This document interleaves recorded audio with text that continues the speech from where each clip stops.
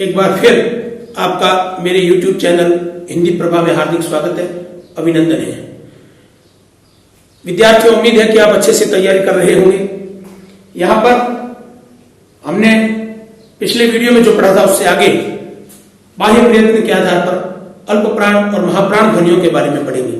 साथियों, पिछली बार हमने पढ़ा था कि ध्वनियों का वर्गीकरण स्वर तंत्रियों के आधार पर जब किया जाता है तो उसे घोष और अघोष ध्वनियां कहा जाता है, और बाह्य प्रयत्न में ही जब ध्वनियों का वर्गीकरण प्राणवायु के उपयोग के आधार पर किया जाता है तो उसे अल्प प्राण और महाप्राण कहा जाता है।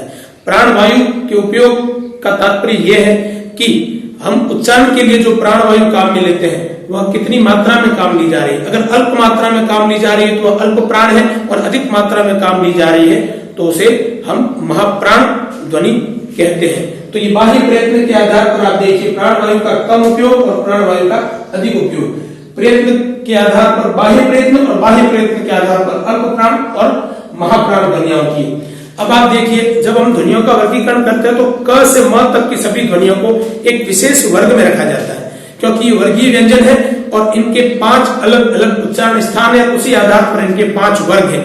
क से ङ तक 5, च से य तक 5 ध्वनियां, त से न तक 5 ध्वनियां, ट से ण तक 5 ध्वनियां और प से म तक 5 ध्वनियां।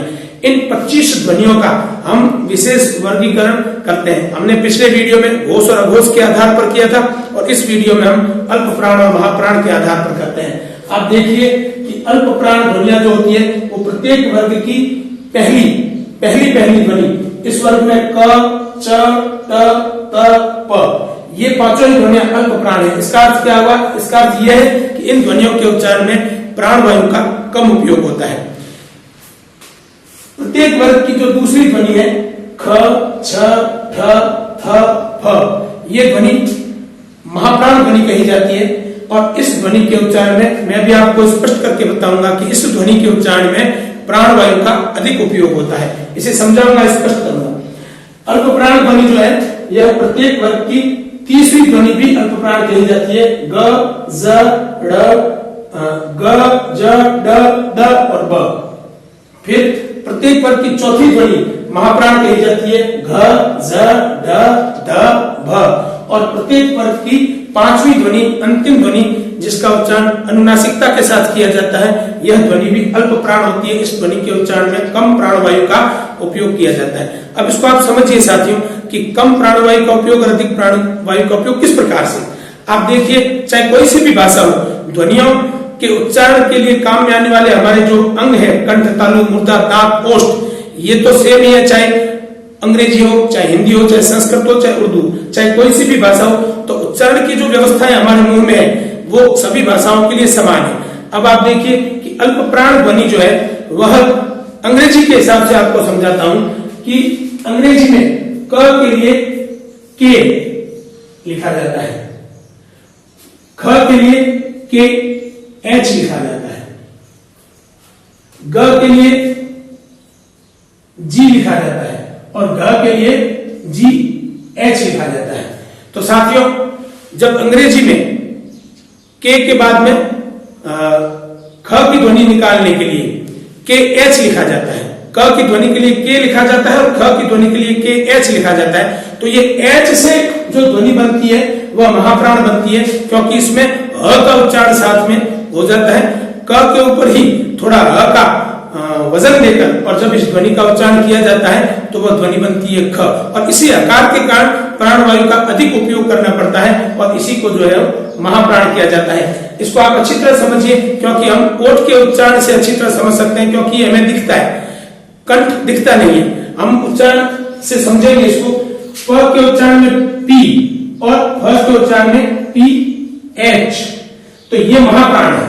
ये एच लगने के कारण अंग्रेजी में और हिंदी में जो है वो प को ही ज्यादा वायु के साथ बोलने से फ बनता है। आप देखिए, प, फ, फ, इसमें प्राणवायु का उपयोग ज्यादा होता है। आप मुंह के आगे हथेली करके देख लीजिए, जब आप प बोलेंगे तो उसके उच्चारण में जो है वह कम वायु निकलेगी, और जब आप फ बोलेंगे तो मुंह के आप आगे हथेली रखेंगे तो आपको पता चलेगा कि अधिक वायु निकल रही है।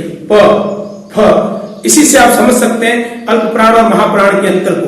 अल्प प्राण ध्वनियां वे होती है जिनके उच्चारण में कम प्राणवायु का उपयोग किया जाता है। महाप्राण ध्वनियां वे होती है जिनके उच्चारण में अधिक प्राणवायु का उपयोग किया जाता है। क से म तक की ध्वनियों में पहली, तीसरी और पांचवी ध्वनि अल्प प्राण कही जाती है, दूसरी और चौथी ध्वनि महाप्राण कही जाती है। इसको आप अच्छी तरह समझ लें, क्योंकि ये बात फिर मैं कह देता हूं कि आगे वर्तनी, शब्द रचना आदि में ये चीजें सब काम में आने वाली है। अब आप देखिए, ये जो ध्वनियां हैं य, र, ल, व, ये अल्प प्राण है। ये अल्प प्राण इसलिए है क्योंकि सभी स्वर अल्प प्राण होते हैं। स्वरों के उच्चारण में ज्यादा प्राणवायु का उपयोग नहीं करना पड़ता है, क्योंकि स्वर के उच्चारण में वायु बाधित नहीं होती, स्वर के उच्चारण में वायु कहीं रुकती नहीं, स्वर के उच्चारण में भीतर से आती हुई वायु बिना रुकावट के बाहर आती है, तो वायु का उपयोग निश्चित रूप से कम किया जाता है। तो सभी स्वर अल्प प्राण होते हैं और यह अर्ध स्वर है, इनकी रचना भी जो है वो स्वरों से ही हुई है। ई और अ को मिलाकर यह बना है। आप बोल के देख लीजिए, ई अ य बन जाएगा। तो इसलिए ये जो है वो अल्प प्राण ध्वनियां कही जाती है और इनके उच्चारण में प्राणवायु का कम उपयोग होता है। अब आप देखिए, ये जो ध्वनियां हैं ये महाप्राण ध्वनियां हैं। क्यों? क्योंकि इसके उच्चारण में घर्षण के साथ वायु निकलती है, तो थोड़ी ज्यादा वायु खर्च होती है, ज्यादा वायु का उपयोग करना पड़ता है। ये स, श, स, ह, इनके उच्चारण में प्राणवायु का उपयोग अधिक होता है, इसलिए ये ध्वनियां महाप्राण ध्वनियां कही जाती है। तो दोस्तों समझ लीजिए कि अल्प प्राण और महाप्राण के आधार पर ये जो मैंने बोर्ड पर चार्ट बना रखा है, ये किस प्रकार से अल्प प्राण और महाप्राण ध्वनियों को वर्गीकृत कर रहा है, विभाजित कर रहा है, इसको अच्छी तरह समझ लीजिए। हम अगले वीडियो में फिर मिलेंगे। धन्यवाद, नमस्कार।